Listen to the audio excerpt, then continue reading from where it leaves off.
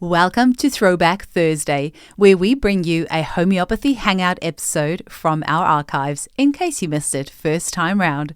Because this episode may be a couple years old by the time you hear it as a throwback, some of the special offers, links, or content may not be valid anymore, so please keep this in mind when listening. You're always welcome to reach out to us at info@eugeniekruger.com. Enjoy the episode. Today's guest is Elizabeth Adalian, who has worked as a volunteer homeopath in former war-torn countries such as Croatia and Bosnia. It was during this time that Elizabeth made the sudden realization, while taking a patient's case history, that the main influence upon the case was not so much what the patient endured as a result of the war, but what they brought to that suffering from their years of infancy and childhood. Elizabeth wrote a book called Touching Base with Trauma, Reaching Across the Generations, a three-dimensional homeopathic perspective. Elizabeth has also contributed to a homeopathic team supporting victims of the Grenfell fire, which she describes as a very inspiring experience. If you wish to purchase a copy of Elizabeth's book, you can purchase this through my Amazon affiliate link, which is in the show notes. This means that I'll get a small kickback, which will help to pay for the costs of producing and editing this show. To find out more about Elizabeth's work, visit www.adalian.uk. That's ADALIAN.uk. Thanks for listening. Welcome to the Homeopathy Hangout, where we discuss all things homeopathy from around the world. And now my mum and your host, Eugenie Kruger. Hello, homies, and a very warm welcome to Homeopathy Hangouts. Today, we get to hang out with Elizabeth Adalian in the UK. Welcome to the show, Elizabeth.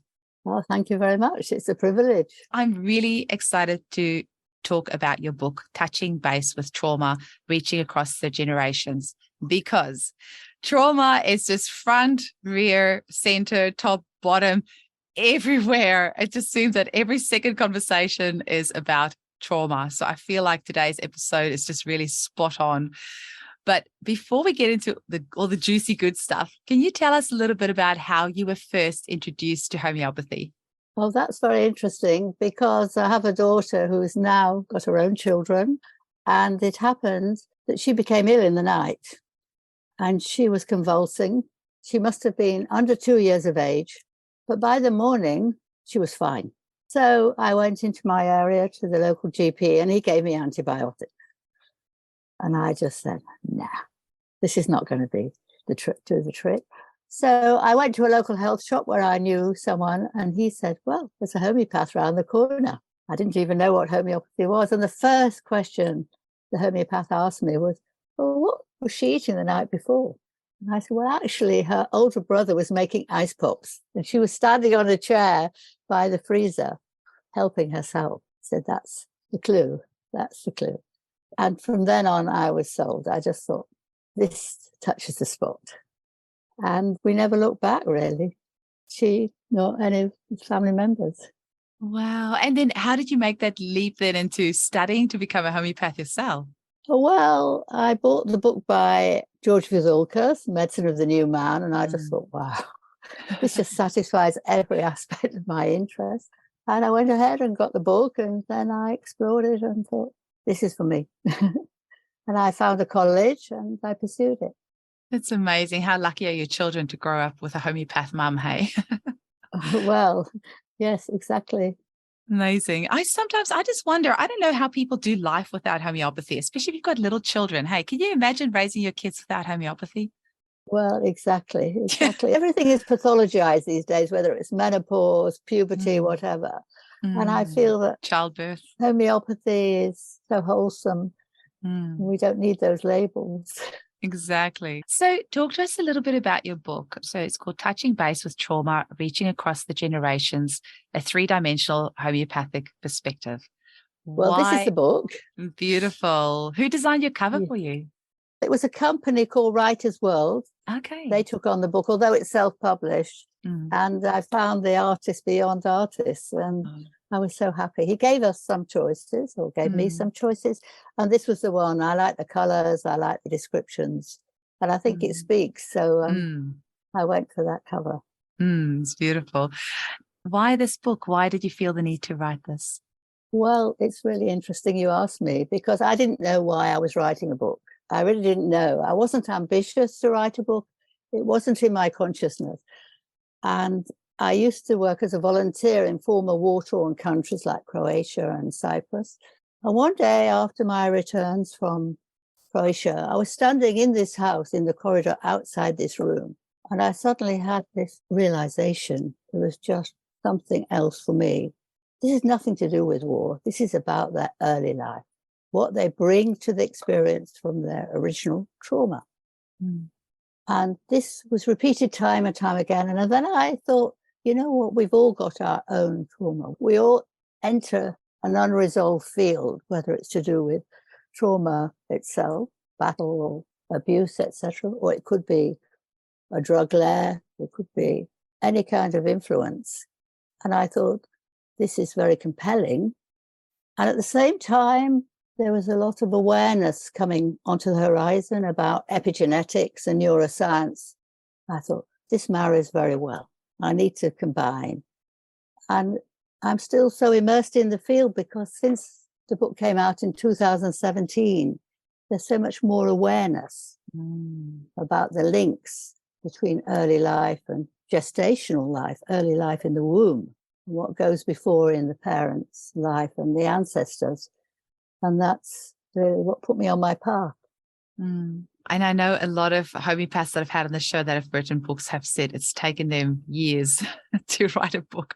How long did it take you to do this? And what was the journey of writing this book? The journey was interesting because it took me 6 years, actually. Wow. And when the 6th year came, I had an ultimatum from my family and they said, look, it's either the book or us. And I said, you know what, it's you. And I put a full stop and I threw the manuscript at them and said, it's done. And ever since that day, I never really wanted to add, although, of course, now I've moved onto other fields, perpetuating that path. It's not to do with this original book in the context how it exists now. I've got this book in my head that I've wanted to write for many years. And I think that's also why whenever I have authors on the show, I'm always so interested in that process. But there's something very brave about publishing a book because it's not like online media where if you change your mind or ideas about something, you can go in and change that. So it would be easy to have like analysis paralysis where you're just sitting there and not actually publishing the book because once it's out there forever. So. Well, exactly. And I think in my understanding, some people were not ready take on board the contents. But as we've gone through the pandemic and other challenges, put it like that, people are beginning to realize that trauma may not be out there, but trauma's within us. And I think that's a word, as you were saying about the word, it's everywhere. But trauma is the original wound. It means wound in Greek. And a wound is something that can be picked off and returns. And the scab is always there. And as we go through life and go on repeating the original trauma, unconsciously, of course, that wound gets bigger and bigger and more distorted. And that's what I'd like to talk about. So we have events, and there are many, which are traumatizing, but actually they tap in, whatever they are, to the original trauma. And that's what we have to work through in order to understand ourselves and how we operate in the world and resist the influences which are coming at us so much of the time. And when you say like transgenerational trauma, how do you even go about identifying that in a consultation or how do you? Well, you know what? That's a very interesting question because when we taught homeopathy, we learned to ask about family illness. And of course, family illness is very vital, but often it's rooted in that early trauma. When we initially see patients, we can't always say, well, is there any family trauma? But as we get to know them and we look at their body language and we look at their eye contact, we understand through the nuances that there's a lot more than meets the eye. And then we can introduce them to this idea. For example, anorexia, bulimia may not be about the lived life of the presenting patient. It may be to do with their grandparent or their great-grandparent was caught up in a famine in one of the world wars and had to exist on the run. How are you going to solve that if you just deal with what you see and what you get? It's a matter of delving. And sometimes we don't get that chance to reach that point in the interview. Some of the ways that I've started seeing it in the clinic, and also from doing some of Colin Griffith's seminar to do with, transgenerational trauma, is whenever I have multi-generations in the clinic. I have one family in particular that I'm thinking of where it was the grandmother that immigrated to Australia in very traumatic circumstances from Europe. And so I treat the grandmother and her daughter and her granddaughter. Oh, and gosh, that's so that varied. is magical, because you can just see the things that the mum and the granddaughter are presenting is just all from that original trauma from that grandmother. Well, it's so true what you say, because what set me on the path, and you've now reminded me, beyond my work in former war-torn countries, was at a clinic in London where a boy presented. He was about 8 or 9. In fact, I've written about him in the book. And he became paralyzed in his own house for no obvious reason. And he had all the evident remedies like stramonium, mancinella. And then one day the mother said, you know what, this is not about him. I just know it's about my husband. But he's not going to be able to reconcile that connection. But you know what? He's got hay fever. So he came with hay fever. And it transpired exactly as you described the lady who came from Europe. At the very age at which this boy was at, he was chucked out of his country of origin and had never, ever spoken about it. So the cellular memory persists through the generations. And what a release for the whole family. And in fact, the younger brother came on board for treatment because the mother thought maybe that would be a good. And you know what? He's the only patient I've probably ever seen who didn't need a remedy. He was so robust. So it shows our vulnerability goes back. It can even be different within twins who share the same sac. That's interesting. So I'm fascinated by the whole issue of epigenetics. What about epigenetics, and in what sort of way do you use that to inform your prescribing? I learned that over 90% of illness is influenced by epigenetics and not by the DNA. That means that it becomes attached to the DNA, but it also means that it can be removed very easily. So isn't that a wonderful opportunity for homeopathy? It's a matter of pinpointing and identifying that particular issue. So you need a lot of insight and sensitivity. But of course, in my case, I'm lucky because people know about my work. So a lot of them approach me because they want to do the journey. For them, it's a journey. And just talking in the interview can be healing in itself. And in fact, I had a student who read the book on a flight from London to Berlin. And he said to me, you know what, by the time I arrived in Berlin, I'd solved my own case through reading the book. I didn't need a remedy. I made the connection. Aww. So for me, it's putting out a feeler for people to change their perspective, not way beyond homeopathy itself. Now, the timing of your book was quite good, being released in 2017. You would have never been able to conceive what was to happen in the next couple of years to come. Now, what about the word trauma? Like, it's such a buzzword. Do you feel that your idea of the word trauma or feelings around the word has changed since writing the book and since COVID and since using what you've written about in your clinic? I would say no, but I would say that there's a misjudgment in using the word trauma for the events out there. I would say they're traumatizing. But I had patients during COVID who were actually ecstatic. They thought it was wonderful because they could work from home. They didn't want to see people anyway. So it just reinforced everything they wanted in their lives. So it's very subjective. What can be negative for us might not be for the next person. Yeah, I had a great time in COVID because so many people were turning to homeopathy. It was like all my dreams come true. So yes, exactly. We became like hairdressers, didn't we? And I have no issues with standing up in the crowd. So I was the one person walking around town without a mask on. And I say that now quite cocky, but at the time it was a little bit scary, but it was my opportunity to stand out and show my children that it's okay to stand out. And so I feel it was such a valuable life lesson that, it's like a once in a lifetime opportunity to stand out. I always think so many of us might have lots to say about what happened in the World War. People going to the gas chambers, and a lot of us think, I would be that one person that would run away. I wouldn't stand in the line. But then it's easy to say that, but you don't know how you would actually react. Now, I feel like COVID kind of was our opportunity to kind of show how would you react really in a situation like that. If you're somebody that's fascinated in human nature, like us homeopaths, COVID was such an interesting study ground of human nature. It was fascinating. It was really fascinating. Yes, I agree. And having said that, I would say that actually it's about the immune system, isn't it? But the immune system is very tied up with the microbiome.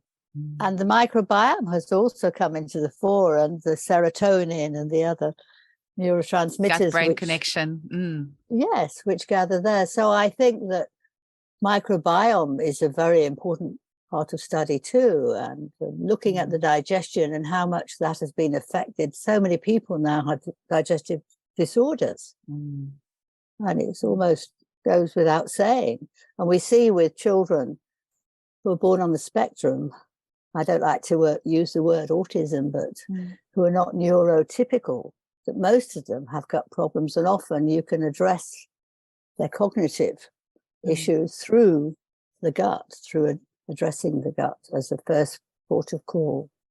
So I think that there's a lot that has come into the fore. And what about the vagus nerve? What about the vagus nerve? I almost feel like the vagus nerve is the vital force, because it wanders, it goes from the gut to the brain, it goes from the heart to the gut. But most of the messages come from the gut. But of course, Hahnemann wouldn't have known about the vagus nerve. He wouldn't have known about the microbiome, but it's our duty to put it out there and say, let's address issues of the gut and just see what improves on the brain level. It's extraordinary, extraordinary. So we are at the cutting edge. We're definitely the cutting edge of everything that's out there, but we need to gather it. We need to bring it on board and dispel it and expel it and infuse other homeopaths to understand how much they can embrace these ideas within their practice. Have you got any particular remedies in your clinic that you have really enjoyed using for trauma, and especially transgenerational trauma? I'd be really intrigued to hear what you say about that. Well, it's fascinating you say that, because one of the things I was thinking about when you were saying about COVID, and I cannot speak for other people, but I speak for myself, and I can honestly say that it opened up a chasm in me which I hadn't recognized before, because it was a realization that the world had changed. And it wasn't the safe place we all thought it was. And we didn't really know what to believe, obviously, and we still don't. So there's a lot of grey area around it. But one of the remedies that came on board for me, in fact, I wrote one of my blogs or set of articles about it, was plutonium. So when I read about plutonium in the Materia Medica, I thought, gosh, that's an extreme remedy. But actually, after COVID, I found many patients, including myself at one point, were expressing symptoms of plutonium. Plutonium, Helleborus, picric acid was a great one. Picric acid I liked. COVID, in fact, I wrote extensively about it. It's because it's very much about burnout, but it's personal burnout. But this COVID experience burnt us all out. And this was translated into the picric acid picture on so many levels, and even affected the cognitive sphere. So patients who altered as a result of COVID, picric acid can really bring them back to themselves through the brain. But we don't know so much about that remedy, but now it's out there, definitely out there, I think. That's funny, Elizabeth. It's funny and it's not, because I have never prescribed picric acid in my life, but just before my interviews today, I listened to a half-an-hour lecture on YouTube by Saptarshi Banerjee on 6 remedies for migraines, and picric acid was in there. And I'm like, oh, that's interesting. It's a remedy I know nothing about. I clearly need to go learn more about it. And then you go and mention it now. So now I have to go and read up more about it. Yes, well, you'll see in my list of articles on my website, there's quite a lot of coverage of picric acid. Okay. And it's a fascinating remedy for premature senility, for Alzheimer's, which, of course, is coming to the fore. And with the degree of traumatization, we see so many more cases on the spectrum. I see Alzheimer's, memory loss, very much on the spectrum. So we're seeing a lot more cases as a result of the distress. I think of babies born into a world of masks and lack of relatives around. Oh my gosh, don't get me started on that. That was something that actually was probably the most traumatic for me of everything, is seeing parents putting masks on little babies, but also these babies born in this world with masks around them. How are they supposed to, there's going to be this whole massive scourge of speech disorders and cognitive issues of all these children born in this time, when the most important time of their life, when they're supposed to see your lips move, they're supposed to get their social cues from the people around them, and that they are being denied that. I dedicated myself to this whole phenomenon, and all my articles after COVID were around this. And now I'm planning to put it together. In fact, I have a colleague who's immersed in the field of climate change, who's coming on board with me, and we're going to write about this. Beautiful. In the broader context of sustainability, but looking at homeopathy going forward and seeing how we can revive these remedies, which are very much buried in the archives, but have got so much application. There are new remedies out there, but for me, they're not anchored. But these remedies are very much anchored within a theme, and we can translate that theme into what we understand about homeopathic principles. So we never come away from the basic principles.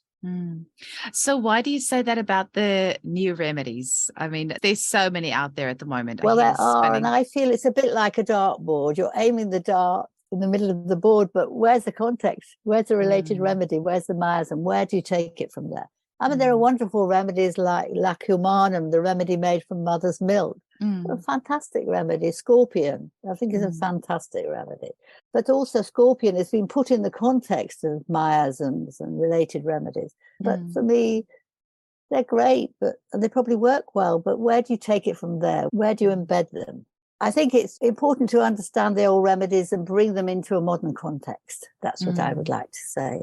Rather than denigrate new remedies, because a lot of people rely on them and think they're great. So, And what about, have you found that your book is more popular in some countries than others? Like, I would imagine that places with, Europe, I can imagine with, history of wars and things like that, it would have probably done quite well there, rather perhaps in a newer country. I'm completely making this up. I'm just throwing the question out there. Have you noticed that in some places it does better than others? It's very interesting, isn't it? Because I think that in my eyes, it's areas where people are more individuated. There are cultures which are more collective, but I found, particularly in England, for example, there's an area in the West Country called Bristol, which is an area where obviously a lot of people are born and live, but it's also an area where people choose to go and live because there is that alternative lifestyle. So I've attracted quite a lot of patients from Bristol, and they're all part of one community. But interestingly, South Korea has come on board. Oh, really? Yes. And areas like Japan, where homeopathy is established anywhere, and I've done quite a lot of work with Japanese students, so they know my work. But it is interesting, and I'm now going to go and work in Italy with a yoga teacher who's running a retreat, and he wants to introduce his students to homeopathy. He's also trained in homeopathy. So we're going to have a dialogue there and bring homeopathy very much into this realization. Of course, we're going to share the principles, but understanding homeopathy within this modern context. Oh, that sounds amazing. And like a great excuse to go to Italy. Why wouldn't you? Well, exactly. Oh, that's incredible. So you just mentioned about yoga. Are there any other sort of modalities that helped you to write this? Or do you draw from any other sort of modalities to make up your worldview on trauma, or is it mostly just Well, it's very interesting because I come from a medical family. Well, I come from a writing family and a medical family, which is a good marriage. But I've never really been given the chance to use my writing or to be seen as a writer. And in fact, this is about homeopathy. It's not about writing, but this was much more about literature in my family and autobiography. But my father was a surgeon, so I was very lucky that when he was alive, and I miss him dearly, I could always pick up the phone. Even if I was working in Turkey, I'd ring him from Istanbul and say, hey, what would you do about this? And sometimes I even find myself so many years later going to the phone and thinking, no, he's not there. Oh. And my mother was a psychotherapist, so I had that mix. Oh, wow. So, yes, so I come from quite an intellectual family, but I was very, what can I say, humbled as a child because there was so much fame around my family. And I just felt quite insignificant, and I never excelled in school. There's quite a lot of family trauma, no doubt. Otherwise, I wouldn't have written the book. I only really became interested in academia much later in life and through homeopathy, I guess. Amazing. Wow, that's really interesting. What a background. It sounds like you've got, had the foundations laid there for doing what you've decided to do. Yes, well, maybe. Well, it's funny because the first time I introduced my book to a group who knew me, at the end of the session, I asked them to ask me questions. And one of them said, "But what's your trauma?" I was like, "Me? Trauma?" It was very interesting. And I was put on the spot, and I did share something with them because I knew them. But of course, we've all got our trauma, and we all need to own it, and we need to revive it and work with it and wrestle with it and refine our way in the world and susceptibility or vulnerabilities. And you mentioned about trauma and like events being traumatizing and wounds that scab over and the scab comes off and there's, possibly another, maybe that scab wasn't enough and maybe it starts re-wounding. Maybe it opens up and there's some more blood or pus or whatever that comes up. Do you think homeopathy can actually completely clear traumas, or is it just kind of making you okay with it and helping you to live with it, or is it suppressing it? I'm being devil's advocate here, by the way. Sometimes traumas are so big. So, for example, the ultimate, which I don't even want to say it out loud because I don't know that I could ever get over something happening to my children passing away. Like when I hear these stories, I'm like, how do those people carry on? Because that is like one trauma that I would never be able to get over. So why do you, even just talking about it out loud, I don't even want to say it because, my children are my everything.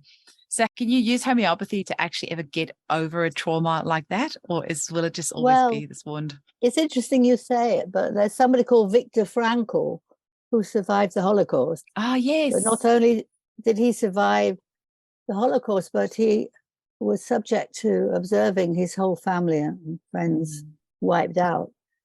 And he made a decision, and he decided that he was going to still live his life. And I think he's written a book, which is quite a seminal book. I think it's called Making Sense of Suffering, something like this. But he's a magical hero because he's exemplifying everything you're asking me. So I think if somebody like him, but the amount of work, I think he developed or he adopted a philosophy called Adalian philosophy. And that was very much key to his recovery. But he thought, well, he could fight the enemy by not allowing them to get to him. Whatever they did, he would survive, but he would survive with meaning. I think it's about meaning. We need to find meaning in our lives. And I think homeopathy gives meaning. And for me, I could easily go and play golf or go bird watching. But for me, I just think I'm very much on a mission to understand and to bring homeopathy into this awareness and to run with it, because I feel that it's something that's not going to go away. The world won't suddenly revive in the way we would like. Exactly. It is definitely a way of life. It's a way of looking at the world. It's a way of being. Like it's not that sort of stuff. It's not something that you can ever get rid of or eliminate, because it's just, you'd have to get rid of the human race to eliminate homeopathy. It's about passion, isn't it? And also giving meaning and giving homeopathy a new life, and understanding that homeopathy is not just about fevers and cuts and bruises. But I think that's, for me, the key of it. Understanding homeopathic is life transforming. And I've even seen a man of 60 years of age who'd had years of therapy, and after one remedy, his life was changed. And he only needed one dose of one remedy. It was extraordinary for me. And yet he'd been in a group with other patients of mine who'd shifted and moved, but he was the one who stood up and said, wow. So we never quite know when we're going to hit the spot, or when they're going to respond, or he hit the spot. Now, I think you might have possibly alluded to this before when you said that you've got a whole bunch of blogs, and have you got any other book writing projects on mind? Are you going to turn those blogs into a book, or have you got anything else that you're planning on doing? Well, yes, that's a good question. I mentioned my colleague Nigel Hargreaves, who's been a great support to me with this book and with my website, because I'm probably you're aware, I'm very untechnological. In fact, I miss my son in Australia because he used to be the one to help me with all that. But Nigel and I came to the conclusion that these blogs are so important that we need to put them in some cohesive form. And he would bring his expertise about climate change and sustainability to give the book more meaning beyond homeopathy for an audience out there, and for them to embrace homeopathy in the field of trauma and traumatization, and to distinguish between the two. So it's a very exciting project. We just need a publisher now. So if anybody would love to back us, we're here. If anyone out there is listening, this is your chance. Exactly. So, Elizabeth, is there a final message that you want to leave our audience with, and where can they get hold of you? I'd like to say that nothing is fixed, that we can change our construct, and that we need to look back. We need to touch base. It's about touching base, but also owning and embracing and working with. And I've always been very keen on sharing, obviously in a guarded way, but I think that sharing, and I think also it's a very exciting time to be alive. We're allowed to be vulnerable. We're allowed to show it, but it mustn't become our life, our whole life. We need to just dedicate ourselves to the journey, but just see where it leads. And it's amazing. It can move mountains. It really can. And I would love to help move mountains. And how can people get hold of you and your book as well? Where's the best place to purchase your book from? It's on Amazon. It's in hardback and softback and Kindle. I am open to doing seminars too, and workshops. Yes, my website is adalian.uk. That's my surname. And the articles are there. There's also links to other teachings and stories about my work. Yes. Amazing. Well, I have to go and find out who was the person that recommended to have you on the show. Somebody emailed me and they said, you have to get Elizabeth Adalian on the show. And I'm like, it's just been really lovely to get to speak with you and have you share this with us. And thank you so much for your time. I really appreciate it. Well, it was Ren, actually. Somebody called Ren. Oh, it was Ren. That's right. Yes. Okay. Yeah, she's a very generous human being. Thank you, Ren. Oh, Ren, it's lovely. It was really nice to have her on the show. Yeah, okay, it was lovely to meet you. Yes. Same. Thank you. Thank you so much for your time. Pleasure, Eugene. Bye then.